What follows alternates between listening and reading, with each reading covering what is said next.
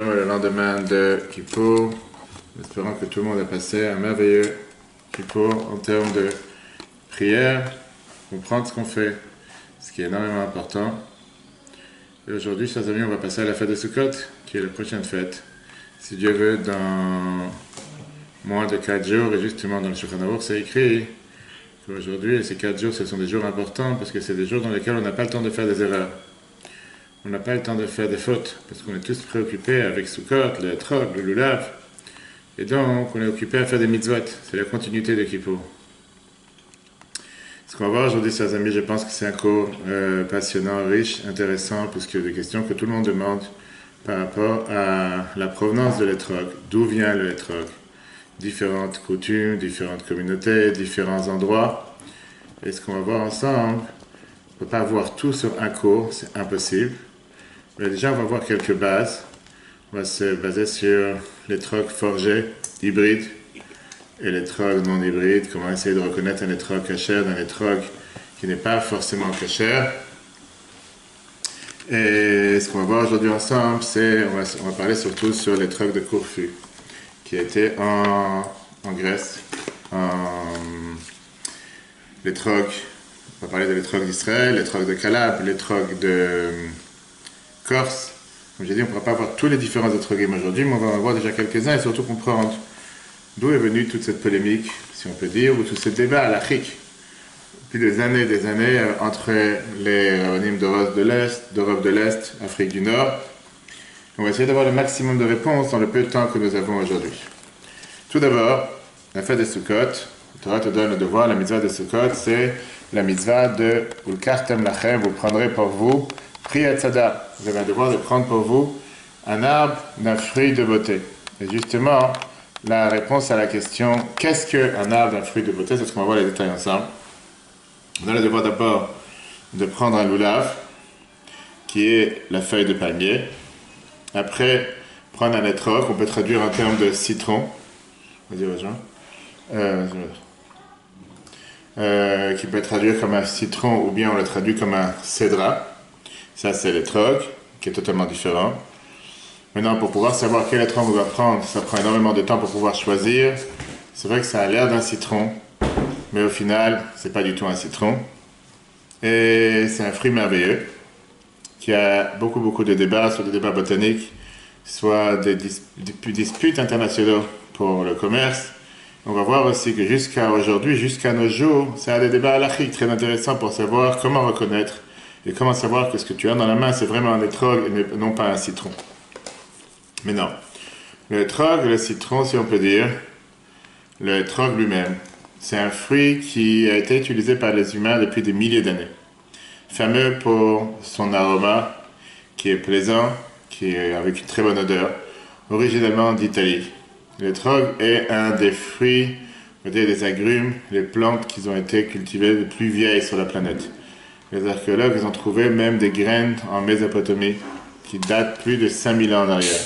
Les anciens Égyptiens utilisaient les étrogs pour embaumer les momies. D'accord? Les Romains, ils utilisaient cet étrog ou l'odeur de l'étrog pour repousser les papillons de la nuit, ça s'appelle ça. Et aujourd'hui, tu as ceux ils utilisent la citronnelle, etc. Va savoir si c'est pas originalement d'un étrog. Donc, différents lieux, différents endroits, et différentes utilisations qu'on a fait avec l'étrog jusqu'à présent. Sauf que ça n'a pas encore à voir, on n'est pas encore entré dans le débat halachique. Depuis quand on utilise l'étrog, d'où on sait que c'est un étrog qu'on doit utiliser.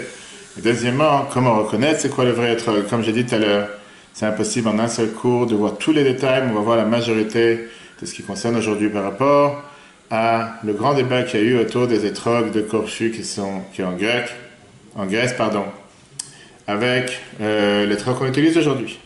Savoir qu'est-ce qu'il faut utiliser, comment utiliser, etc. D'abord, regardons ce verset innocent qui est écrit dans la Torah. Un verset dans la paracha Emor, chapitre 23, verset 40.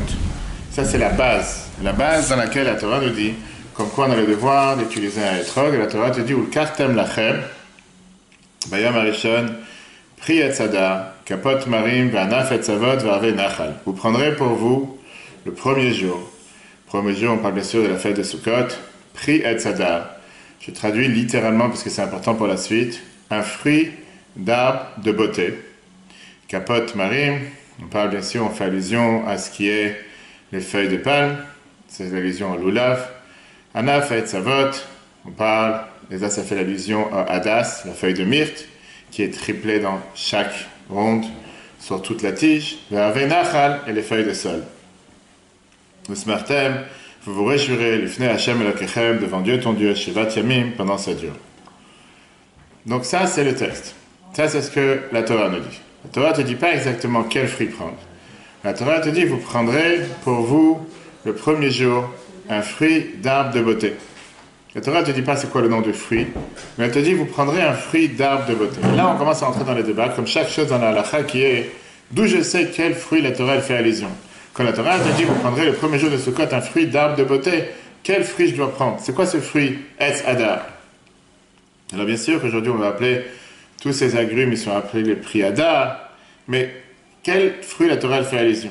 Alors on a une tradition orale. Torah orale, depuis le Mont Sinaï qui est très clair, que les fruits qu'on doit prendre ont été utilisés depuis des milliers d'années. C'est le etrog, ou on peut le traduire, le cédra en français, certains le traduiront en citron, qui est connu comme le citrus medica, ou bien qui est utilisé pour des utilisations médicaux. Et ça vient, c'est aussi appelé un citrus media, qui est attribué à l'origine perse, connu comme média par rapport à tout ce qui était les médicaments. Très bien. On a Rambam, Maïmonide.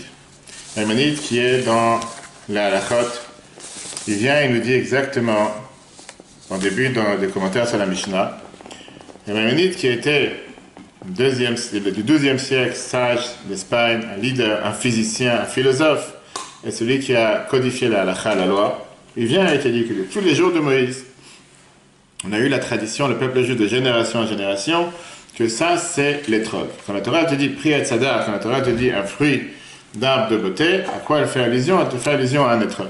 Ok. Maintenant on va voir tout de suite c'est quoi ce étrog. Vient le sage du XIIIe siècle, espagnol aussi un leader et un commentateur de la Bible, Nachmanide, Moshe ben Nachman, lui il va plus loin. Et lui il te dit que quand la Torah elle te dit pri etz hadar, un fruit d'arbre de beauté, hadar veut dire beauté, beauté désirable, splendide, ça c'est le nom de l'étrog. Vient Nachmanide sur le verset dans les morts, chapitre 23, verset 40, te dit pirouche étrog, c'est quoi l'explication de l'étrog? Chemda. Chemda veut dire quelque chose qui est nachmad, qui est agréable, qui est beau à voir, qui est magnifique. Ça c'est à quoi fait allusion la Torah? En te disant que le mot étrog, c'est la traduction araméenne du mot hadar. Hadar qui veut dire beauté, étrog c'est, et il t'amène une preuve. Dans Chumash Bereshit, chapitre 2, verset 9, quand la Torah elle te parle de Nechmad le marais, elle te dit de Margag le mirze, le même mot qui ressemble à l'étrog. Quand la Torah elle te dit dans la parashat Yitro, dans les 10 commandements, l'otachmot, tu n'as pas le droit d'envier, elle te dit l'otarog, elle te dit la traduction araméenne. En deux mots, il te dit que Chemda et Hadar, c'est exactement le même goût, c'est la même chose, c'est la même idée. Donc étrog, c'est la traduction araméenne du mot Hadar. Donc la Torah elle te dit clair c'est quoi, il n'y a pas besoin d'avoir ici des débats intéressants, ou des débats à n'en pas finir. La Torah, elle te dit clairement c'est quoi d'après Nachmanide. Très bien. Viens la Gemara. La Gemara Souka, page 35a. Et la Gemara, elle te dit que la Gemara qui est en deux mots, elle vient en 40 générations, a dit un récapitulatif de la Torah orale. Et la Torah, elle t'apprend de ces trois mots, pri etz hadar, quel fruit on doit utiliser Sukkot? Un fruit d'un arbre de beauté. La Torah te dit que si tu fais attention aux mots exacts, et c'est pour ça qu'on a traduit ça de manière littérale tout à l'heure, tu sais exactement qu'on parle dans l'étrog. Je t'ai juste imprimé le texte et j'ai oublié de le faire venir. Souka, page 35a. La Torah, la Gemara te dit la phrase suivante, Tanoa Banan. Pri etz hadar, qu'est-ce que ça veut dire? Un fruit, arbre de beauté, chaque mot. Etz shetam, etz shavé. On parle d'un arbre, que le goût de l'arbre et le goût du fruit sont égaux. C'est-à-dire que le goût du tronc et le goût du fruit sont exactement les mêmes, il n'y a pas de différence entre eux. C'est que la Gemara te dit que puisque tu prends ces mots, que la Torah n'a pas pu te dire explicitement quel fruit elle veut parler, et elle te dit fruit, arbre, beauté ou bien d'un bel arbre, la Gemara te dit qu'on là on parle ici d'un arbre qui est très rare. Parce que pourquoi la Torah ne peut pas te dire pri hadar, un fruit beau, un magnifique fruit? Pourquoi elle a besoin de te dire un fruit, arbre beau, qui est un arbre qui est beau?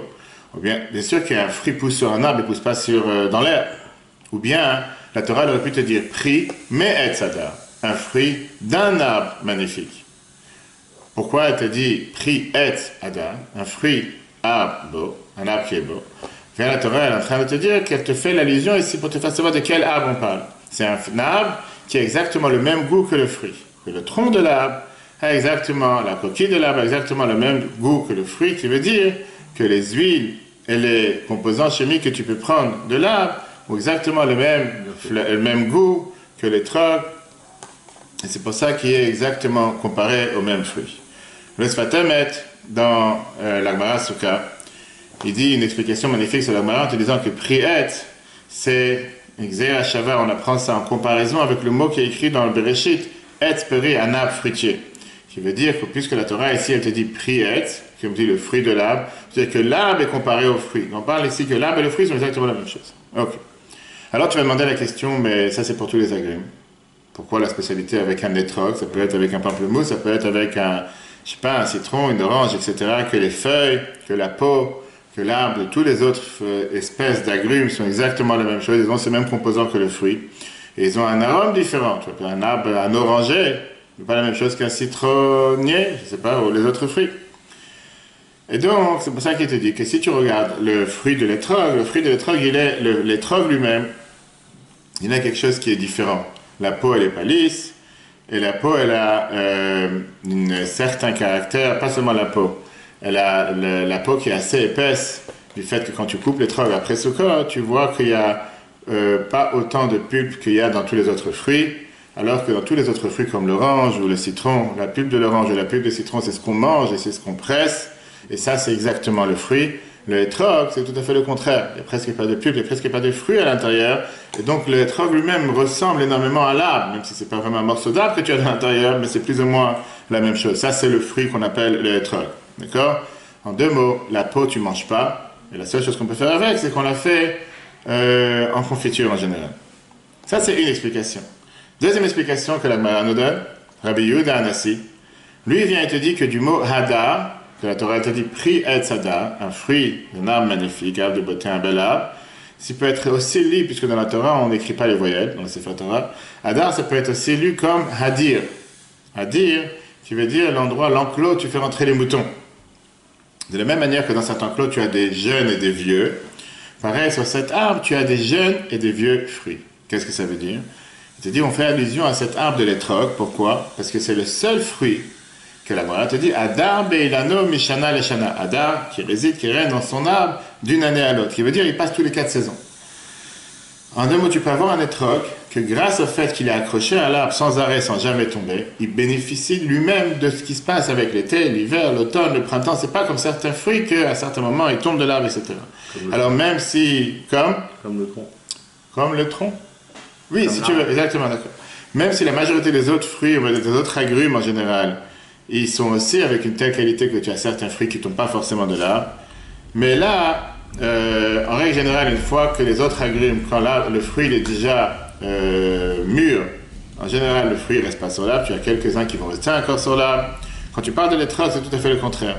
En règle générale, les fruits que tu n'as pas cueillis, ils restent encore attachés à l'arbre jusqu'à l'année prochaine que la nouvelle récolte commence à repousser encore une fois. Et en tout cas, ils restent beaucoup plus longtemps attachés à l'arbre que n'importe quel autre fruit. Bien sûr que tu as certains fruits qui vont tomber, mais un pourcentage vraiment impressionnant reste attaché à l'arbre, parfois jusqu'à 3 ans, sans jamais tomber. Et ça, c'est sans parallèle avec n'importe quel autre fruit. Ça, c'est l'explication de Rabbi Yehuda, pourquoi la Gemara a fait une allusion de l'âge de Duy, qu'on parle de l'étrog. Troisième explication, Rabbi Abaou.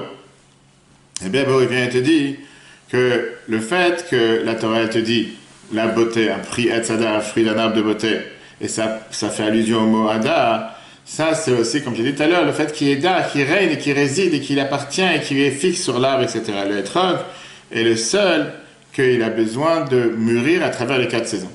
Donc pas seulement qu'il reste attaché à l'arbre, comme l'a dit tout à l'heure, mais qu'il mûrit à travers les 4 saisons. Il continue à se développer avec différents climats, différentes conditions. C'est pas que tu as besoin d'avoir le froid, la chaleur. Tous les climats sont bons pour lui, etc. Ben Azaï, il vient et te dit que le mot Hadar, ça fait allusion à ce qui est, on va pas dire hybride, mais ce qui est relié avec le mot grec à l'époque, qui était hydor, qui veut dire l'eau, en 2 mots, l'hydratation.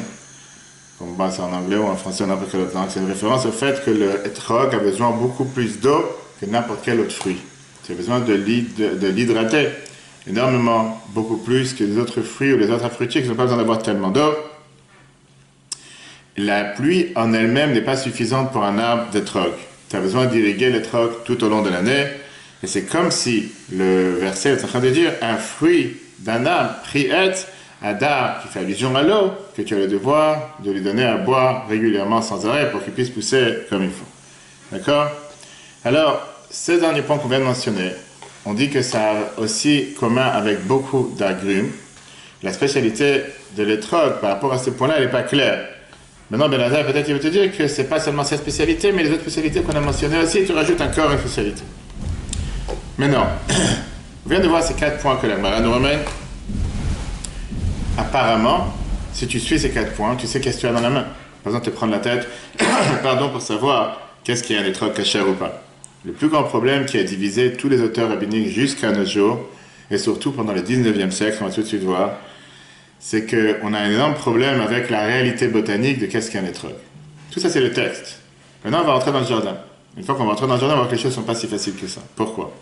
D'abord, l'arbre d'un étrog, un étroguier, on va l'appeler pour aujourd'hui, c'est un arbre qui est très délicat. C'est un arbre qui est très faible. C'est un arbre qui est vulnérable à beaucoup de maladies. Et donc, il a besoin qu'on s'occupe de lui sans arrêt, non-stop. Comme j'ai dit, il commence à avoir des fruits après 5 ans.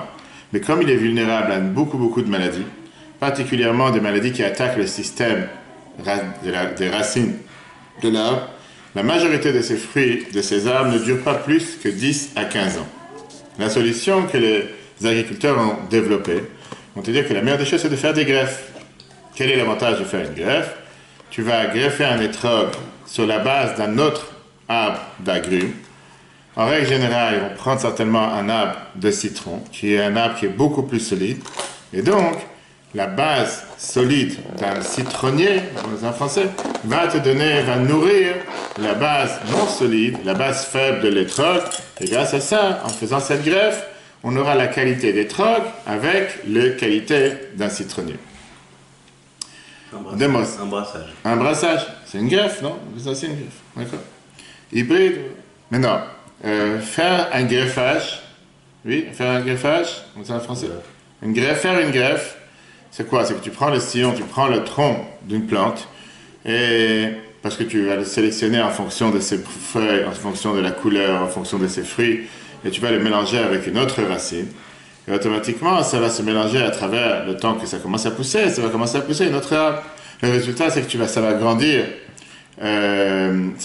des fruits basés sur l'espèce du sillon que tu as mis à l'intérieur, que tu as essayé de greffer, comme c'est écrit dans la Gemara Sota, la page 43b et dans Rashi. Après quelques années, la place où il y avait les deux arbres qui se sont mis ensemble, qu'est-ce qui se passe? Ça devient presque difficile à détecter qu'il y avait à l'époque 2 branches ou 2 arbres. Et c'est presque impossible de déterminer si l'arbre qui pousse, c'est un arbre qui est pur ou c'est un arbre qui est greffé.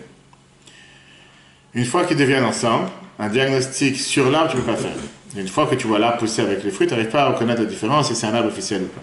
Bien sûr que c'est quelque chose qui est magique. Pourquoi? Parce que un arbre de citron greffé, connu en hébreu sous le nom de mourkav, ou bien hybride, il peut vivre jusqu'à 30-35 ans. Ça n'a rien à voir avec la longévité que tu as avec un étrog, qu'on a dit tout à l'heure, qui est en général 10-15 ans. Donc il dure beaucoup plus longtemps. Deuxièmement, il demande beaucoup moins d'attention, beaucoup moins de préoccupations, comme on peut voir dans les champs d'étrog, etc. Ça donne une force beaucoup plus particulière aux fruits. Ça fait qu'il est résistant aux maladies. Il est beaucoup plus beau, il est beaucoup plus robuste. Il a aussi le pitam, qui est la couronne qu'il y a sur tous les étrogim. Et il a aussi toutes les qualités caractéristiques botaniques d'un citron. Donc tu es gagnant dans tous les côtés. Et tu es tranquille, sans te prendre la tête à avoir quelqu'un qui va commencer à surveiller l'arbre sans arrêt, non-stop, etc. Alors la question est la suivante. Est-ce que d'après la halakha, la Torah permet d'abord de faire une greffe? D'accord? On sait très bien qu'il y a la halakha, on ne va pas rentrer aujourd'hui, ce n'est pas le sujet. Est-ce qu'on a le droit de greffer 2 types de plantes différentes? C'est toute la halakha de Kilaim. On voit dans Rambam, chapitre 1, etc. La Torah veut qu'on préserve l'intégrité et l'individualité de chaque fruit, de chaque espèce que Dieu a créée. Mais dans le cas d'un étrog, le problème n'est pas seulement si tu as le droit de faire une greffe ou pas. est-ce qu'un fruit d'étrog qui pousse sur une branche greffée sur un tronc de citron est cachère pour utiliser Sukkot? Parce que quand la Torah t'a dit, tu prendras pris etzada, fruit d'un arbre de beauté, un arbre merveilleux, et la Torah t'a pas dit clairement de quoi elle parle, qui dit que j'ai pas le droit de prendre un étrog greffé. Peut-être que oui. Et ça, c'était un long débat. Dans la Gemara, il n'y a pas de débat sur ce sujet, est-ce qu'on peut prendre un étrog greffé ou pas? Ni même dans les Rishonim. Ou même dans le Shulchan Aruch, sur le statut d'un étrog greffé. À part le fait que la Gemara, bien sûr, comme je t'ai dit tout à l'heure, dans la Gemara Sota qu'on a vu juste avant, la Gemara parle longuement sur les lois de est-ce qu'on a le droit de greffer un fruit tout court. On ne parle pas maintenant de l'étrog ou quoi que ce soit. Maintenant, le fait qu'il y ait eu un silence de tous les auteurs de la halakha sur ce sujet, on va voir jusqu'à quand, c'est parce qu'à l'époque, ça n'existait pas des étrogs greffés, ou parce qu'il n'y avait pas d'autres plantes d'agrumes en Israël sur lesquelles on pouvait greffer des étrogim, ou bien parce qu'on sait très bien que le deuxième fruit agrume qui a été introduit au Moyen-Orient, au Proche-Orient, le citron, il est apparu seulement au Moyen-Âge, donc beaucoup après que la Gemara existait, etc. Ou bien le fait qu'ils n'en ont pas discuté, c'est parce qu'on connaît les lois de greffe dans la halakha en rapport avec les fruits, donc il n'y a même pas de quoi éviter ou penser une question. Est-ce que c'est un problème ou c'est pas un problème? La halakha, elle est contre, elle est contre. La première discussion a apparu dans le XVIe siècle. Première discussion par rapport à un étrog greffé est la suivante. Un étrog greffé, c'était parmi les sages d'Israël, d'Italie et de Pologne, au XVIe siècle, que eux, ils ont commencé à débattre. Un, c'était Rabbi Meir Katzenel Bangen, connu comme le Maharam Padoa, qui est décédé en 1565 en Italie. Rabbi Moshe Alsher, décédé en 1593 à Safed, un élève de Rabbi Yosef Karo, qui était l'auteur du Shulchan Aruch. Et Rabbi Moshe Isserles, qui est décédé en 1572 à Krakow, en Pologne, Cracovie. L'un des plus grandes autorités ashkénazes à l'Afrique de l'époque. Eux étaient les premiers à commencer à débattre et discuter. Donc on a ici l'Italie, Pologne et Israël sur l'étrog greffé. Eux, parmi tant d'autres, ils ont décidé que celui qui prend un étrog greffé n'a pas accompli la mitzvah de faire les 4 espèces, de faire la bracha sur le lulav et les 4 espèces de la fête de Sukkot, et qu'on n'a même pas le droit de l'utiliser bishat atrak, qui veut dire un moment en cas de force majeure, si quelqu'un n'a pas d'autre étrog. Intéressant, c'est dommage qu'on n'a pas trop le temps aujourd'hui de rentrer dans toutes les sources, mais on le refera si on a Sukkot avec toutes les sources. Dans les Tshuvot du Ram, on te ramène ça. On te ramène ça aussi dans Chazon Ovadia. Il y a beaucoup d'autres sources par rapport à quoi faire. Est-ce qu'on a le droit d'utiliser, quand tu n'as pas d'autre étrog, est-ce que tu as le droit d'utiliser un étrog greffé ou pas? Mais on n'a pas le temps de rentrer dans ça aujourd'hui, puisque j'ai envie qu'on avance dans le sujet lui-même pour comprendre d'où est la source de l'étrog. La Noazaken, par exemple, dans les Shulchan Aruch, le Siman 649 à la 23, il te dit que d'après beaucoup d'avis, tu n'as même pas le droit de prendre ce étrog Sukkot, même sans faire de bracha dessus. Même si tu n'en as pas d'autres, parce que un étrog pareil, on ne peut pas s'habituer à utiliser. C'est pas un étrog. En 2 mots, c'est quelque chose de nouveau, c'est ce qu'on va tout de suite voir. Alors d'abord, on va essayer de débattre. Quel est le problème de cet étrog? Qu'est-ce qui dérange d'avoir un étrog greffé? Alors, pardon, je dis, mais non, on remonte à quelques siècles en arrière. Tu n'es pas capable de voir sur l'arbre si c'est un étrog greffé ou pas. Il a l'air d'un étrog, il est beau comme un étrog, il a tout ce que tu veux. C'est pas un étrog. C'est pas, on va tout de suite voir. La première raison, c'est parce qu'une branche greffée d'un étrog, une branche d'un étrog greffé sur un arbre de citron, ce ne sont pas des étrogs, c'est un nouveau fruit. C'est un nouveau fruit, ça s'appelle un hybride étrog-citron, si tu veux. Le produit peut avoir l'air exactement le même qu'un étrog, mais dans la réalité, ce n'est pas un étrog. Allergiquement parlant, c'est un nouveau type de fruit, c'est une combinaison de 2 fruits qui sont totalement différents. Maintenant, comme je te dis, à l'apparence, il a l'air vraiment d'un étrog, mais ce n'est pas le fruit que la Torah t'a dit par rapport à ce code qu'on doit utiliser. Dans le livre de Yosh Heber Soloveitchik, qui était un des plus grands maîtres du siècle précédent, il parle dessus en expliquant que ça c'est la raison pourquoi la Gemara ne parle même pas sur les étrogs greffés, de la même raison que la Torah n'a pas besoin de te dire qu'une pomme n'est pas un étrog. En 2 mots, des choses qui sont tellement simples, il n'y a pas besoin de commencer à faire un débat comme s'il devrait avoir un doute. Il n'y a pas de devrait avoir un doute, c'est pas un étrog, tout court. La Torah te dit de prendre un étrog, c'est pas un étrog.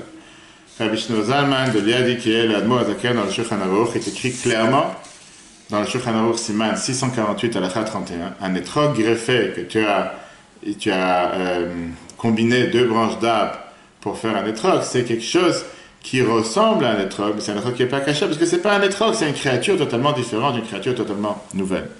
Comme le fameux dicton qui dit, il a l'air d'un canard, il nage comme un canard, et il fait du bruit comme un canard, c'est probablement un canard, sauf qu'ici, ce n'est pas la même chose. Même s'il a l'air d'un étrog, il a les couleurs d'un étrog, il sent comme un étrog, dans la main, il a l'air vraiment d'un étrog, c'est pas considéré un vrai étrog. D'accord? Et donc, bien la Torah continue, elle te dit la chose suivante. Continue dans le débat. Même si tu veux dire que c'est un étrog avec une mise à jour 2.0, ou bien c'est l'iPhone 12 ou l'iPhone 14, on va savoir. Au final, c'est pas un étrog.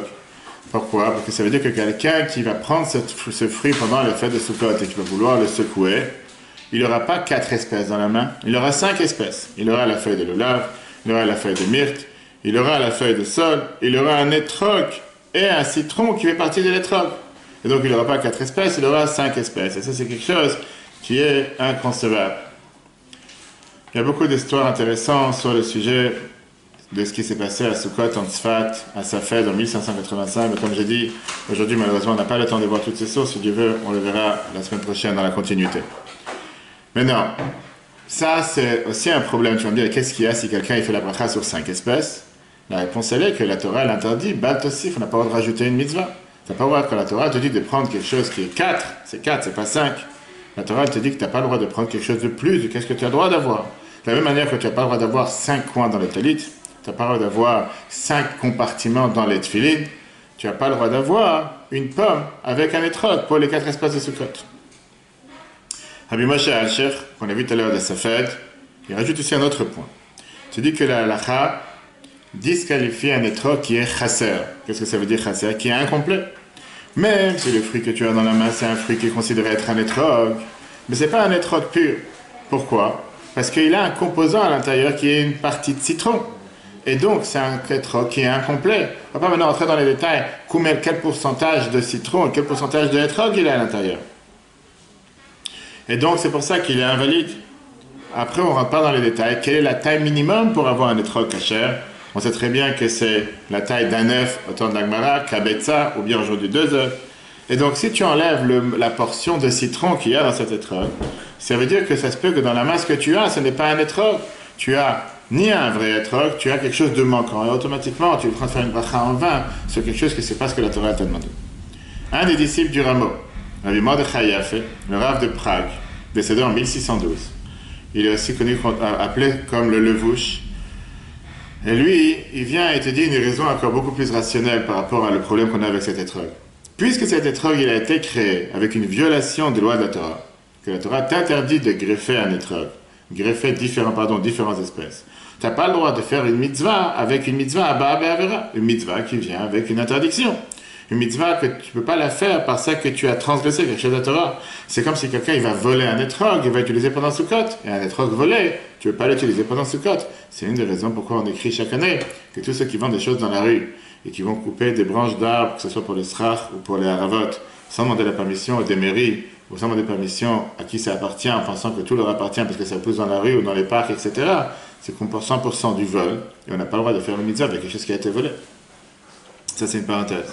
Certains ne sont pas d'accord avec cet argument du Levouche, parce qu'ils te disent que d'abord les non-juifs n'ont pas cette interdiction de greffer des fruits. Et c'est une des raisons comment aujourd'hui en Israël, dans certains endroits dans le monde, tu as certains fruits greffés qui ne sont pas forcément faits par des juifs. C'est une interdiction qui est faite pour les juifs, pas pour les non-juifs. On ne va pas maintenant dans le débat ce qu'on a le droit ou pas, c'est pas le sujet, mais juste pour dire que si un non-juif il a greffé un arbre d'étrog, c'est totalement parfait, il n'y a aucun problème. Certains te disent que même d'après cet avis, un non-juif il n'a pas le droit de greffer un arbre d'étrog, et s'il le fait, ça ne disqualifie pas un juif de pouvoir faire qu'est-ce qu'il veut pour utiliser cet étrog comme une mitzvah. Donc encore une fois, le débat, il n'est pas fermé. Mais c'est pas fini. Ça, c'était le début des problèmes. Parce que, disons que tu considères un étrog greffé qui n'est pas un vrai étrog. Alors, ça voudrait dire que tous les étrogim que nous avons aujourd'hui, tu n'as aucune certitude que c'est un étrog qui, il y a 1000 ans, n'a pas été greffé. D'où tu peux le savoir? Quelle est la preuve qu'il n'a pas été greffé? Combien de temps tu vas remonter dans le passé? 500 ans, 1000 ans? Tu ne peux pas savoir, parce qu'on a dit tout à l'heure, si tu plantes une graine d'un étrog qui a été greffé, la graine est considérée, elle n'est pas considérée une graine d'un étrog, elle est considérée une graine hybride. Maintenant, quand tu vois que tu as un arbre d'étrog magnifique devant toi avec des fruits magnifiques et qu'il n'a pas du tout été greffé, d'où tu peux savoir qu'il y a 1000 ans en arrière, le grand-père de cet étrog, c'était pas un étrog greffé. Et donc, puisqu'on n'a pas cette certitude pour savoir si c'est un étrog greffé ou pas, on ne peut pas savoir quelle est l'origine de cet étrog, ça voudrait dire que n'importe quel étrog qu'on a dans les mains aujourd'hui, c'est un étrog qui a des questions et des doutes. Et là vient la partie intéressante du cours, on va entrer dans les détails pour savoir pourquoi on prend des étrogs de certains endroits et pourquoi de certains endroits on préfère ne pas prendre, voire on a interdit d'en prendre. D'accord? Même si tu examines aujourd'hui n'importe quel étrog qui est un arbre d'étrog, on va dire, le plus beau sur Terre, tu peux t'assurer qu'il n'est pas greffé. Comment tu peux être assuré que au départ, il n'a pas été planté avec une graine greffée, et donc ça fait que n'importe quel étrog, ça pourrait être un étrog à problème. Alors quelle est la solution? D'après le Levouche, ce problème n'existerait pas. Parce que d'après le Levouche qu'on a dit tout à l'heure, si le problème c'est de faire une greffe, il te dit qu'il n'y a pas de problème de faire une greffe par des non-juifs. À partir du moment que tu as un étrog dans la main qui a l'air d'un étrog, qui ressent un étrog, tout ce que tu veux, je suis tranquille, on avance. Mais pas tout le monde est d'accord avec lui. Voilà comment est venue la tête juive, la pensée juive. Les auteurs halachiques, ils ont déterminé qu'il y a 4 caractéristiques physiques qui peuvent te montrer si le fruit que tu as dans la main c'est un étrog, ou si le fruit que tu as dans la main c'est un fruit greffé. Shulchan Aruch, Admor Hazaken Orach Chaim, Siman 648, chapitre 31. Je te dis c'est très simple, on va passer directement en français. Arba Simanim, 4 symboles pour savoir si c'est un étrog greffé du citron ou si c'est un étrog simple. Premier, c'est le fait qu'un citron, un étrog greffé, pardon, la peau à l'extérieur elle est plus lisse qu'un étrog normal. Un étrog normal, la peau n'est pas lisse. Un citron, la peau est totalement lisse. Alors qu'un étrog, tu vois qu'il y a une surface qui est comme des bandes, qui est comme des bosses. Tu vois la différence tout de suite qu'il y a entre un étrog. J'ai les photos ici, mais on n'a pas le temps rapide d'ouvrir. Deuxième, c'est le hoquet. Le hoquet, qui est la tête, on va dire la queue, si tu veux, en bas du fruit. Dans un étrog greffé, elle ressemble à un citron qui ressort du fruit, en bas. Alors que dans un étrog, elle rentre à l'intérieur du fruit. C'est une deuxième différence. Quand tu as un étrog greffé, tu vois tout de suite qu'à l'extérieur, ces deux premiers symboles qu'on va voir, tu peux les voir tout de suite à l'extérieur, tu peux savoir si c'est un étrog greffé ou pas. Mais tu n'es pas encore sûr. Tu en as encore deux que tu ne pourras pas le savoir avant Sukkot, il faut le couper. Mais ça, tu peux le faire après Sukkot seulement, pas avant. Un étrog greffé a beaucoup plus de jus, de fruits. Il a une peau qui est beaucoup plus fine, exactement comme un citron. Alors qu'un vrai étrog a une peau qui est beaucoup plus dure et il a beaucoup moins de jus et beaucoup moins de peau, de fruits. Mais comme je t'ai dit, il est beaucoup plus sec et ça tu ne peux pas le savoir avant Sukkot. Moi, si tu as aujourd'hui des rayons X où tu fais un IRM d'un étrog, je ne sais même pas encore si tu peux le savoir ou pas. Quatrième point, c'est les graines, comment elles poussent à l'intérieur. Que dans un étrog normal, les graines poussent dans la même longueur que le étrog, la même longueur du fruit, alors que dans les étrogs greffés, ça pousse de manière horizontale, comme dans les citrons. Donc ça, c'est quatre détails que les Chachamim se sont rendus compte, qu'avec ça, tu vois ce que tu as dans la main. Est-ce que tu as un étrog greffé ou pas? Très bien. Mais on sait très bien que c'est pas si facile par rapport à avoir ces 4 symboles avant la fête. Et tout d'abord, ces 4 symboles viennent aussi, avant de rentrer dans les détails, qu'est-ce qui s'est passé concrètement avec les autres étrogim, viennent refléter 4 types de juifs. Puisque c'est une des raisons pourquoi on prend ce étrog, à part les symboles qu'on fait, les 4 espèces, celui qui pratique, celui qui apprend, etc., qu'on entend parler dans la fête de Sukkot et qu'on peut revoir sur l'application Torah, des dizaines de cours sur la fête de Sukkot, qu'est-ce que symbolise les 4 espèces. Mais là, regardons ces 4 symboles qu'on vient de dire sur l'étrog lui-même, qui représentent 4 types de juifs. Après, tu me diras si tu te reconnais dans un. C'est-à-dire que la peau de l'étrog, la peau d'un faux étrog, c'est une peau qui est lisse, alors que, comme un citron. Une vie qui est fausse, c'est une vie qui est lisse. Il y a beaucoup de gens qui sont faux sur Terre. Il y a beaucoup de gens, on vient de finir Kippour, on peut commencer à parler des choses réelles, comme on dit, pas les choses qui ne sont pas validées pendant Kippour. Tu as beaucoup de gens quelqu'un qui sert Dieu réellement, il a une vie avec beaucoup de bosses, des hauts et des bas, beaucoup de difficultés. Il n'y a pas quelque chose qui est totalement lisse. On a tous des hauts et des bas, on a tous des différents sentiments, on a tous des différentes humeurs, des différentes expériences, et ça c'est la beauté de ce que Dieu attend de chacun d'entre nous. C'est dur de voir une personne que, comme on dit, jour après jour, tout est lisse, tout est beau, toujours la même prière, toujours les mêmes concentrations, tout va bien. Un juif sincère, il a des surfaces qui sont pleines de bosses, il a des difficultés dans la vie de tous les jours, il a des hauts et des bas, et néanmoins il continue dans sa route. C'est exactement comme l'étrog. Alors qu'un faux étrog, il est lisse, tout va bien. C'est une route qui n'a aucun problème, aucun souci, mais il y a quelque chose qui manque, il y a quelque chose qui n'est pas vrai. On a dit que la peau, pas la peau, on a dit que la pointe en bas, elle fait partie de l'étrog, elle est connectée à sa source, c'est comme ça que l'étrog pousse sur l'arbre, d'accord? Dans un faux étrog, ça ressort du fruit. Dans un vrai étrog, c'est à l'intérieur du fruit. On est tous connectés à notre source. On a tous la source d'où on vient, et c'est la source pour la nature humaine, c'est le cordon ombilical. Sauf que la différence, elle est que pour une personne, la source, elle est attachée à lui, mais elle n'est pas à l'intérieur de lui. Pour une autre personne, la source, elle n'est pas seulement attachée, mais elle est à l'intérieur, comme le vrai être, qui veut dire, on apprend de notre passé, on internalise ce qu'on a vécu avec notre passé, et on continue à avancer sans arrêt. C'est pas alors que c'est une autre personne, que le passé c'est le passé, on passe à autre chose, on continue comme si rien n'était. Non.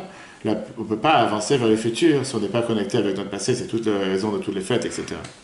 On a dit qu'un étrog greffé, il y a une autre distinction entre la peau et la pulpe lorsqu'on mange. Alors que dans un vrai étrog, la peau c'est le fruit, ou bien le fruit c'est la peau. Et la Gemara nous définit que ça c'est la spécialité de l'étrog, qui est le même goût que l'arbre. La vraie sainteté, la vraie Kedusha, la Torah te dit qu'il n'y a pas de distinction entre l'extérieur et l'intérieur. Parce qu'on dit quelqu'un de vrai, Tocho Kevaro, quelqu'un que son intérieur est comme son intérieur. Pas quelqu'un qui a un masque, aujourd'hui tout le monde en a, pas quelqu'un qui a une double face, pas quelqu'un qui essaie de cacher des choses, pas quelqu'un qui est faux, qui présente une figure et qu'à l'intérieur de lui il est une autre figure. Ça c'est la différence encore avec un vrai être et un faux être, que son intérieur et son extérieur est le même, le fait qu'il n'y a pas de fruits presque. Soit l'arbre, soit le fruit, ce sont exactement la même chose. Et enfin, lui, ce qui veut dire de ne pas tourner la tête. Comme malheureusement parfois tu as certains juifs, parce qu'ils ont une tête juive, ils sont capables de tourner la tête même dans les choses les plus religieuses, et la Torah est 100% contre une chose pareille. Et enfin, on a dit que l'authentique étrog, c'est un étrog que les graines poussent dans la même direction. C'est quoi les graines? Les enfants. La fameuse histoire que la Gemara Ta'anit 5b nous raconte, avec une personne qui voyageait dans le désert, qui était affamée, qui avait soif, et qui était fatigué, il s'est assis, il a vu une rivière passer à côté d'une source, il a vu un arbre avec de merveilleux fruits et de merveilleuses ombres, il a mangé de l'arbre, il a bu de la rivière, c'est ce qu'on raconte tous les Toubijot, et il a demandé la fameuse question, Ilan, arbre, avec quoi je peux te bénir? Il a dit, si je dois te bénir que tes fruits soient doux, soient sucrés, ils sont déjà, que tes fruits soient pleins de, qu'on appelle ça, pleins de, pas les fruits, que tes branches soient pleines d'ombre, et tu donnes déjà assez d'ombre. Bref, que tu aies une rivière qui passe à côté de toi pour te donner à boire, tu as tout ce qu'il faut. La seule chose que je peux te bénir, c'est que tes enfants, que tes plantations soient aussi bien que toi. Ça, c'est ce qui se passe avec les trogs. Que les trogs, le vrai étrog, c'est la génération qui suit, ce sont exactement les mêmes que les trogs lui-même. Les graines poussent dans la même direction et pas le contraire. Ok. Beaucoup de gens se vantent, comme on a parlé longuement sur la fête de Kippour, que les grands-parents étaient des grands rabbins, les arrière-grands-parents c'est des grands rabbins, des grands pieux. Mais qu'est-ce que seront les petits-enfants? C'est déjà une autre question, c'est déjà un autre débat. Notre devoir, c'est de pas seulement se rendre fiers, je veux dire, avec le passé. On a le devoir aussi de se rendre fiers avec le futur, les générations futures. Et ça, c'est un vrai être. Fermons cette parenthèse. Tout ça, ça marche bien. Tout ce qu'on vient de voir, on a les règles, on a les bases, on sait comment choisir un étrog, etc. Le problème est que est arrivée l'histoire de Corfu. Corfu, c'est une île en Grèce, sur la mer Ionia, comme ça on dit ça en français, j'espère qu'on dit ça le bon côté en français. C'est la deuxième île, et elle a plusieurs autres îles qui dépendent de cette île, qui départ de la frontière de la Grèce. C'est une très belle île, qui a donné les plus grandes controverses sur les trogs au XIXe siècle. Tout le temps que les Juifs étaient avec un climat modéré de la Méditerranée, il n'y avait pas de difficulté à recevoir des etrogim pour la fête. Mais quand les Juifs ont continué à être exilés, ils ont commencé à déménager vers la France, l'Allemagne, la Pologne, la Russie, avec cet arbre qui est sensible à la température et qui ne peut pas vivre dans un climat très froid, automatiquement, on a commencé à avoir des problèmes. Et la halakha commence à nous raconter des débats que c'est une des mitzvot qu'on est obligé d'en avoir, à tel point que tu as énormément de communautés, on voit ça énormément dans la halakha, qui se suffisait avec un seul étrog pour toute la communauté, parce qu'il n'y avait pas de facilité à avoir un étrog, et qu'il y avait l'étrog du rav de la communauté, sur lequel tout le monde faisait la bénédiction, c'était tout le temps, ça existait comme ça. Parce qu'on n'arrivait pas à recevoir des étrogim, parce qu'il y avait un manque d'étrogim, il y avait, qu'on appelle ça, il y avait pas une coupure, il y avait un manque, le fait que les gens n'arrivaient pas à obtenir ces étrogim qui étaient envoyés des pays méditerranéens. Et donc il fallait se débrouiller avec un étrog, deux étrogs pour toute une communauté, etc. La majorité des juifs ashkénazes des communautés en Europe, où le climat ne donnait pas la possibilité de faire pousser des vrais étrogim, recevaient les étrogim pendant des générations d'Italie, particulièrement de Calabre, une région qui est dans le sud de l'Italie, qui fait ce doigt, dans l'Italie et les pays, c'est comme des doigts de pied, on dit comme l'orteil qu'il y a dans le doigt comme une botte, etc. Dans ce côté-là, c'est connu, c'est pour ça qu'on appelle ça en yiddish de Yanover etrogim, etrogim de Yanov, ou bien de Guéné, c'est ça? J'espère que j'ai dit bien les mots. En deux mots, une des villes européennes les plus larges en Méditerranée, et c'est le port de l'Italie la plus grande, la plus large.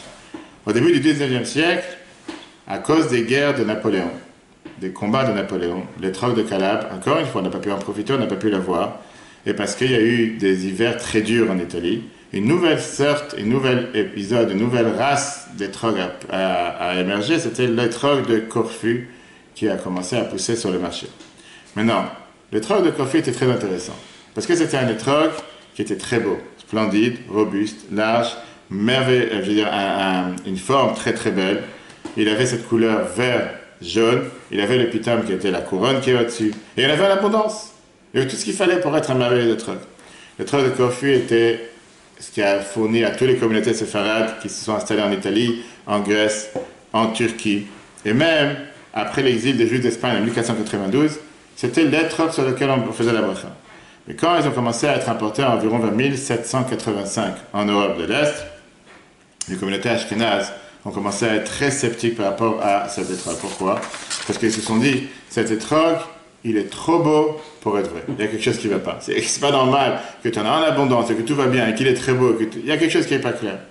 Ils se sont dit, s'il est tellement vrai, s'il est tellement parfait d'être authentique, un vrai étrog, il y a quelque chose qui ne va pas. Ils se sont dit, c'est quand tu dis qu'en général tu te renseignes sur quelqu'un pour un shidur, pour un mariage, et tu dis, il est merveilleux, il est riche, il est intelligent, il est beau, tout va bien, il y a quelque chose qui n'est pas clair. D'accord?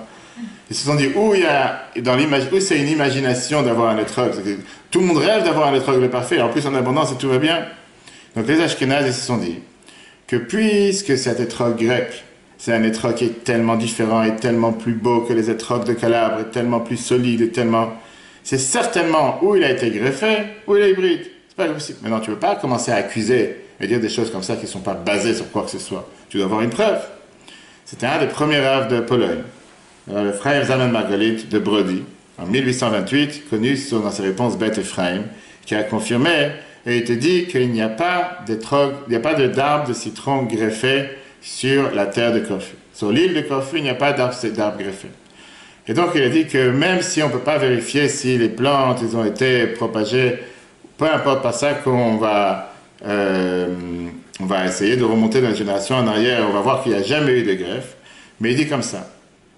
Puisqu'on n'a pas une tradition que c'est des arbres greffés, en deux mots, il y a une phrase dans la halakha qui dit tu veux m'enlever quelque chose, je dois m'amener la preuve que c'est à toi et c'est pas à moi. Donc il dit ça peut être considéré cachère tout le temps qu'il ressemble à un étrog. Viens me montrer la preuve le contraire. Tu as une preuve de dire que c'était greffé juste parce que tu as un doute. Comme ça tu peux venir et dire. Tout le temps que la surface elle est pleine de bosses. Tout le temps que tous les autres caractères qu'on a vu tout à l'heure sur l'étrog, il a l'air d'avoir un bon étrog, il est caché. Et c'était sa certification et sa position, on va dire, plus légère, ainsi que d'autres autorités qui ont ouvert les portes au marché des étrogim de Corfou. Maintenant, un des grandes autorités de l'époque était le Rav de Presbourg, aujourd'hui Bratislava, le Rav Moshe Sofer, connu sous le nom du Khatam Sofer, très connu. Dans les tchuvot du Khatam Sofer de Rachaim, numéro 207, lui, il a dit qu'on ne peut pas s'appuyer sur le fait de voir un étrog comme ça dans la main et décider qu'il est cachère pour dire qu'il est cachère, de la même manière que pour les oiseaux. On sait que la halakha ne nous a pas donné des symboles. La halakha nous a dit qu'il faut se baser sur la tradition, la masoret, pour déterminer la cacheroute d'un oiseau, si on le mange ou pas. Pareil, les étrogim. On peut prendre des étrogim seulement d'un endroit qu'on a la tradition pour savoir clairement qu'il vient d'un endroit où il n'y a jamais eu de greffe. Prendre un étrog comme ça de nulle part, sans savoir s'ils ont été greffés ou pas, et dire, puisqu'il a l'air d'un étrog, qui dit le contraire, on ne peut pas dire une chose pareille. Donc, comme se faire, il te dit que même qu'il y a des symboles et des signes qui sont assez solides pour nous dire que ce étrog, il a l'air cachère, je peux te dire que ce étrog, il a aussi des caractéristiques assez solides pour nous dire qu'il n'est pas cachère. Mais non, tout le temps que je n'ai pas les preuves pour me dire qu'il est cachère, je ne peux pas le considérer cachère, parce qu'il a pu très bien être greffé avec différents symboles, et je ne pourrais jamais avoir des étrogs authentiques sans avoir les signes et sans avoir les preuves. Même si tu vas examiner l'arbre et tu vas voir qu'il n'a pas été greffé, ça se peut qu'il est venu d'une graine, de graine, que l'autre il a été greffé. Et donc, je dois savoir et s'assurer que pour faire une bracha sur une mitzvah de la Torah, on ne parle pas ici d'un jeu, une coutume, si tu manges, je sais pas, du gefilte fish, ou tu manges du poisson marocain. On parle ici d'une mitzvah que la Torah te dit de quoi faire. Si j'ai une preuve basique fondée sur le fait que c'est un étrog non greffé, je peux faire une bracha dessus. Et même si c'est un étrog qui a l'air d'un étrog, qui a les 4 caractéristiques qu'on a vues tout à l'heure, le fait que j'ai pas de traçabilité, j'ai pas de tradition, je ne vais pas considérer que c'est un étrog. Khatam Sofer continue en te disant, et c'est la lettre du Rabbi qu'on va prendre juste après, qui te dit qu'il y a une seule place dans laquelle on a une tradition qui n'a jamais été cassée à aucun instant pour te dire que les étrogs sont d'arbres cachers, c'est les étrogs de Calabre en Italie. Et d'ailleurs, c'est la raison pour laquelle, chez Chabad et beaucoup d'autres juifs dans le monde, beaucoup d'autres chassidim, ont l'habitude de faire une bracha seulement sur un étrog de Calabre, parce que la tradition n'a jamais été coupée depuis le départ. Le Khatam Sofer, il vient te dire que les étrogim de Corfu, c'est des étrogim qui n'ont pas cette réputation depuis des générations, et donc la source, elle est de manière difficile à croire, même s'ils ont les symboles d'un étrog. Et c'est pas fini. En 1846, encore combien de... En 1846, c'est là qu'on va dire il y a eu les plus grands débats halachiques qui ont éclaté en Europe du 19e siècle. Parce que derrière, c'est encore dessus, derrière ce débat halachique, il y avait Rabbi Alexander Ziskin-Mintz, qui était un des longs résidents de la ville de Brody en Pologne, que lui, il gagnait sa vie de vendre des étrogim. C'est comme ça qu'il gagnait sa vie. La majorité des étrogim, ils venaient de Parga, c'est une des îles de Grèce à côté de Corfu. Et lui, il a fait un petit livre qui s'appelle Pri et Tzadar.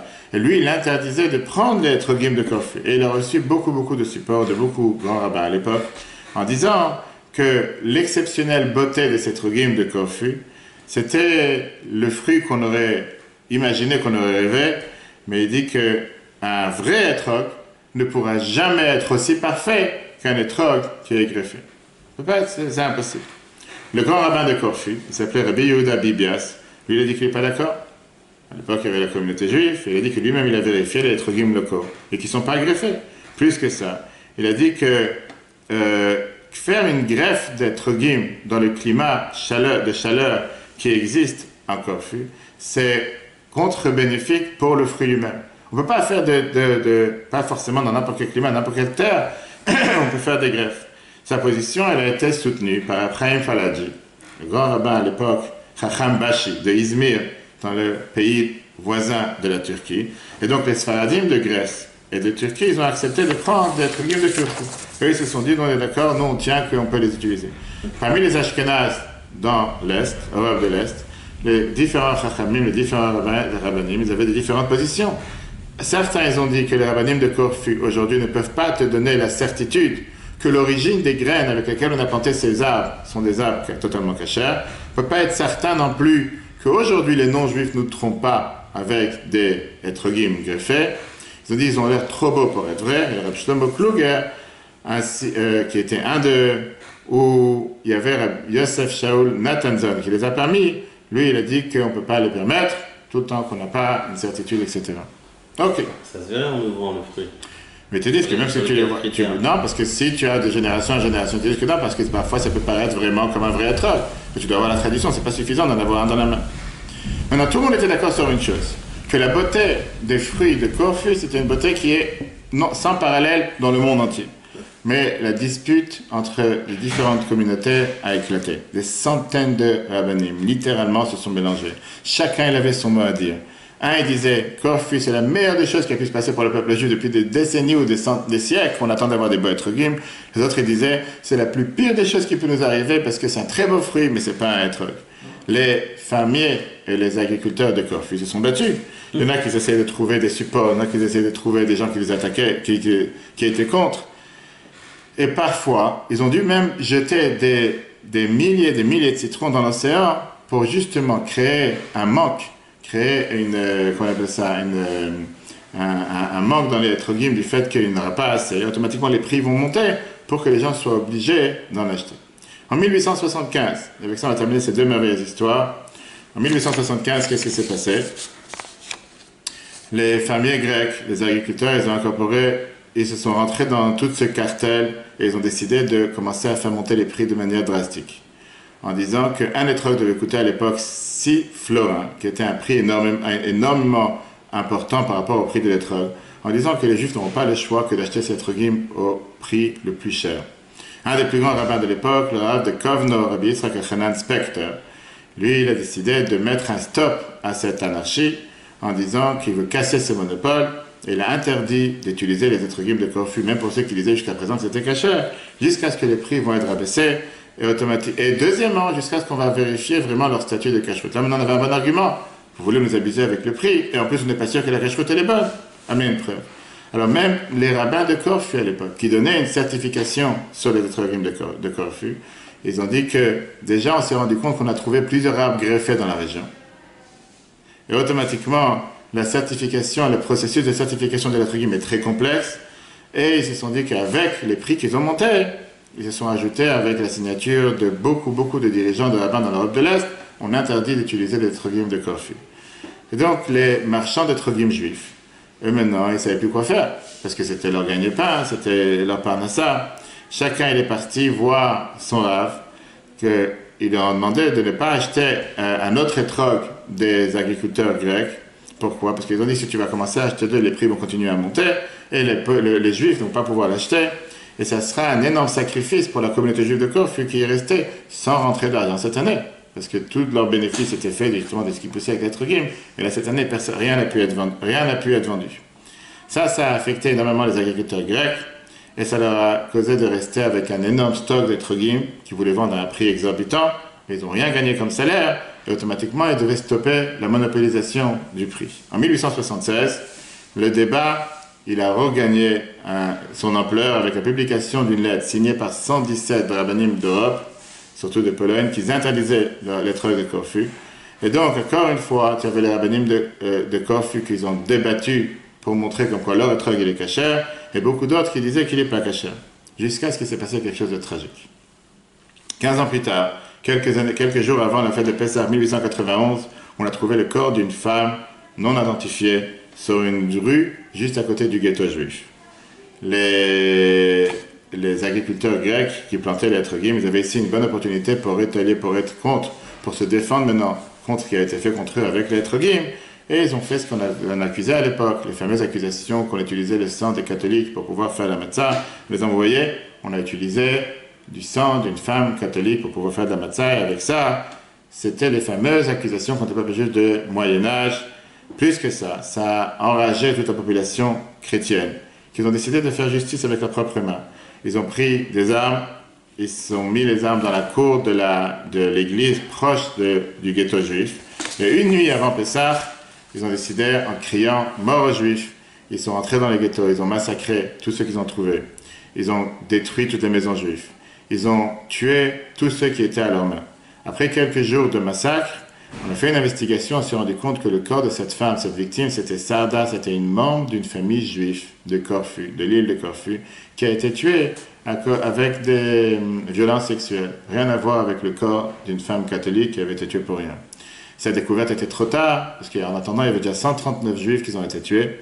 Et comme à l'époque, les juifs avaient l'habitude de dire, à la place d'avoir un étrog qui a peut-être un bled, on dit ça, qui a peut-être un manque, qui a une bosse ou quoi que ce soit, il vaut mieux avoir un étrog pareil que d'avoir un étrog qui est plein de sang juif. C'est presque le même mot en yiddish, c'est la même phrase. En résultat de ce qui s'est passé avec ce massacre, les juifs ont décidé une fois pour toutes d'arrêter d'utiliser les étrogim de Corfu. Jusqu'à ce que même à New Jersey, qui est en Amérique, à Newark, New Jersey, en 1892, il y avait des lettres qui étaient en train d'interdire aux Juifs de ne pas utiliser des trocs qui viennent de Corfu en Grèce qui sont pleins de sang juif. Puisqu'avec ce massacre qui vient de se passer, plus personne n'a le droit d'utiliser ces étrogim. Et ça a mis une fin aux étrogim de Corfu. Un autre fait s'est passé à l'époque, c'est qu'à ce moment-là, beaucoup de Juifs ont commencé à faire Aliyah. Et donc, beaucoup de ces draps de citron ont commencé à pousser en Israël. Le grand rabbin, l'autorité lituanienne qui était Rabbi Yechiel Epstein, a inclus dans ses livres halachiques en disant, dans la Aruch HaShulchan, un avantage qu'il y a pour les étrogim israéliens, pas seulement parce qu'ils sont cachés sans question, mais pour l'importance d'acheter les fruits d'Israël. Rabbi Chizkiah Medina du 19e siècle en Israël, il écrit que si les étrogim d'Israël ne sont pas les plus beaux sur la terre, mais au moins ils sont plus beaux dans le ciel. Avec le temps, les étrogim d'Israël ont été aussi les plus beaux étrogim, et ils ont gagné, si on peut dire, la bataille de la guerre de l'étrog, parce qu'aujourd'hui en Israël, on sait quel est le pays numéro 1 qui donne et qui envoie des étrogim dans le monde entier pour Sukkot. Et il y a même pas mal de champs en Israël d'étrogim qui ont été plantés avec des graines d'étrogim de Calabre.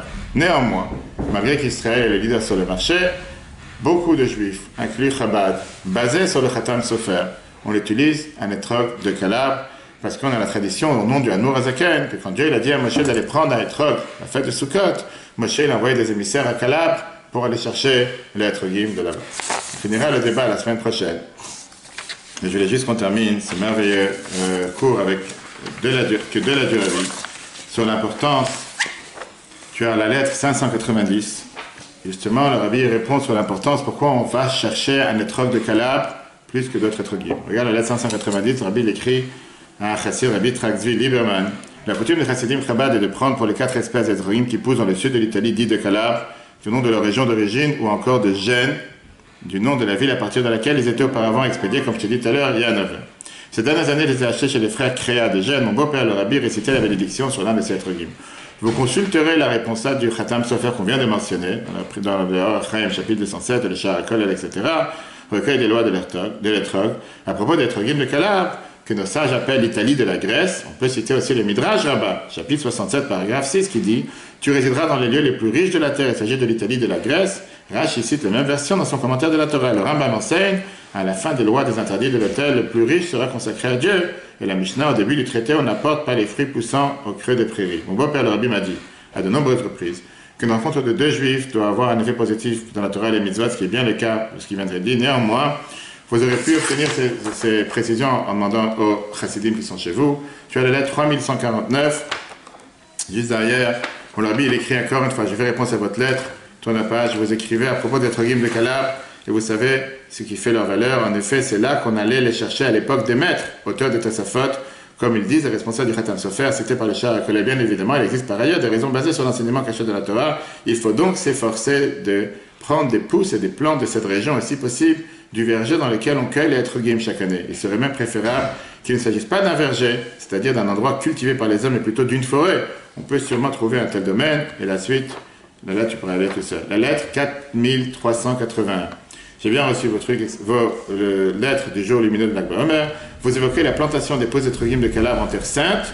Parce que l'habit le dit, il me semble que même maintenant, ceux-ci ne sont pas comparables aux étrogim qu'ils ont effectivement poussés en Calabre. Il est uniquement établi que ceux-là n'ont pas subi de greffe. Or, les causeries de nos saintes maîtres permettent d'établir que l'on ne peut pas prendre d'étrogim de Calabre uniquement, que l'on ne prend pas d'étrogim de Calabre uniquement pour écarter le risque d'une greffe. Vous connaissez les dictons d'Admo Azaken, selon lequel le Saint béni soit-il, quand il a dit vous prendrez pour vous, un émissaire fut délégué en Calabre afin d'apporter des étrogim provenant de cette région. Et la Bible continue, j'ai déjà développé par ailleurs, qu'on a vu tout à l'heure une explication de tout cela basée sur les parties révélées de la Torah. Ceci a été reproduit dans les notes au fascicule de Tishri, en effet le Calabre et l'Italie de la Grèce, etc. Et la suite de la lettre, tu pourrais le lire. Donc tout ça pour te dire qu'on a à peine touché le début du sujet, on dit le début de l'iceberg. On n'a pas parlé des étrogim de Corse, ni des étrogim du Maroc, ni des étrogim de Yémen, ni des étrogim de Californie. On aura le temps d'en parler, j'espère, si Dieu veut, la prochaine fois, la semaine prochaine. Mais en attendant, on a essayé d'avoir une idée générale. Qu'est-ce que c'est un étrog? Qu'est-ce que c'est un étrog greffé? Et quelle est la raison pourquoi on fait attention d'avoir particulièrement un étrog de Calabre? Parce que c'est la tradition que nous avons. Que d'abord, ce sont des étrogim qui sont 100% non greffés. Ça ne veut pas dire que d'ailleurs, surtout pas pour croire qu'on est en train de dire qu'Israël tout est greffé. Loin de ça. Étrogim 100% cachés. Mais chez Chabad, beaucoup de chassidim et beaucoup de juifs veulent se baser après le Khatam Sofer, comme quoi, quand Moshe a reçu cet ordre d'aller prendre des fruits, il a envoyé des émissaires en Calabre. C'est pour ça qu'on garde cette tradition, dont on sait que c'est des endroits qui sont 100% non greffés, contrairement à Kof et tous les autres endroits. Le cours sera rappelé sur l'application eTorah, eTorah sur Google et Apple. Très bonne journée à tous, bonne préparation à Sukkot, et si Dieu veut la suite, la semaine prochaine.